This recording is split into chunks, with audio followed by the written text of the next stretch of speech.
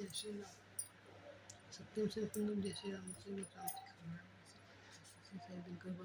काम सोई नो अंबुधर बर गातंबर की सुमन मोहि मुकुटांगति विचित भूषण अंग अंगने पट सजे अमोल नयन विशाल और जय श्री हरि जय श्री हरि जय श्री हरि जय श्री हरि।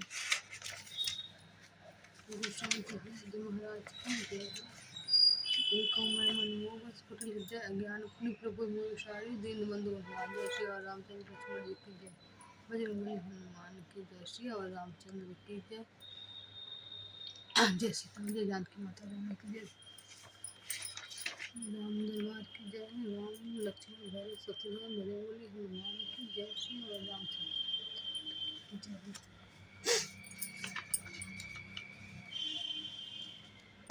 बालकांड।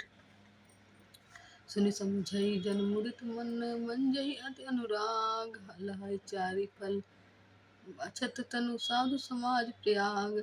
जो मनुष्य इस संत समाज रूपी तीर्थराज का प्रभाव प्रसन्न मन से सुनते और समझते हैं फिर अत्यंत प्रेम पूर्वक इसमें गोते लगाते हैं, वे इस शरीर के रहते ही धर्म अर्थ काम मोक्ष चारों फल पा जाते हैं। मन जन फल पेखी तत्काल कर का कहोहि पिक बकऊ मराला। सुनि अचरज करे जन कोई सतसंगी संगति महिमा नहीं कोई। इस तीर्थराज में स्नान का फल तत्काल ऐसा देखने में आता है कि कौवे कोयल बन जाते हैं और बगुले हंस। यह सुनकर कोई आश्चर्य न करे, क्योंकि सत्संग की महिमा छिपी नहीं है। वाल्मीकि नारद घट जोनी निज निज मुखनी कहीं निज जो होनी। जलचर थलचर नभचर नाना जे जड़ चेतन जीव जहाना। वाल्मीकि जी, नारद जी और अगस्त्य जी ने अपने अपने मुखों से अपनी होनी जीवन का वृत्तांत कही है।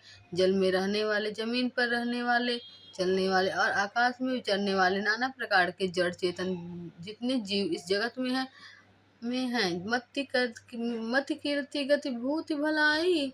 जब जेहि जतन जहाँ जेहि पाई, सो जानब सत्संग प्रभाव लोकहु वेद न आन उपाऊ। उनमें से जिसने जिस समय जहाँ कहीं भी जिस किसी यंत्र से बुद्धि कीर्ति सद्गति विभूति ऐश्वर्य और भलाई पाई है, सो सब सत्संग का ही प्रभाव समझना चाहिए। वेदों में और लोक में इनकी प्राप्ति का दूसरा कोई उपाय नहीं है। विष्णु बिनु सत्संग विवेक न होई, राम कृपा बिनु सुलभ न सोई। सत्संगत मुद मंगल मूला, सोई फल सिद्धि सब साधन फूला। सत्संग के बिना विवेक नहीं होता और श्री राम जी की कृपा के बिना वह सत्संग सहज में नहीं मिलता नहीं। सत्संगति आनंद और कल्याण की जड़ है। सत्संग की सिद्धि प्राप्ति ही फल है और सब साधन तो फूल है। सठ सुधरहि सतसंगति पाई, पारस परस कुधात सुहाई। विधि बस सुजन कुसंगत परहि, फनि मनि सम निज गुण अनुसरहि। दुष्ट भी सत्संगति पाकर सुधर जाते हैं, जैसे पारस के स्पर्श से लोहा सुहावना हो जाता है, सुंदर सोना बन जाता है। किंतु दैव योग से यदि कभी सज्जन कुसंगति में पड़ जाते हैं तो वे वहाँ भी सांप की मणि के समान अपने गुणों का ही अनुसरण करते हैं। अर्थात जिस प्रकार सांप का संसर्ग पाकर भी मणि उसके विष को ग्रहण नहीं करती तथा अपने सहज गुण प्रकाश को नहीं छोड़ती, उसी प्रकार साधु पुरुष दुष्टों के संग में रहकर भी दूसरों को प्रकाश ही देते हैं। दुष्टों का उन पर कोई प्रभाव नहीं पड़ता।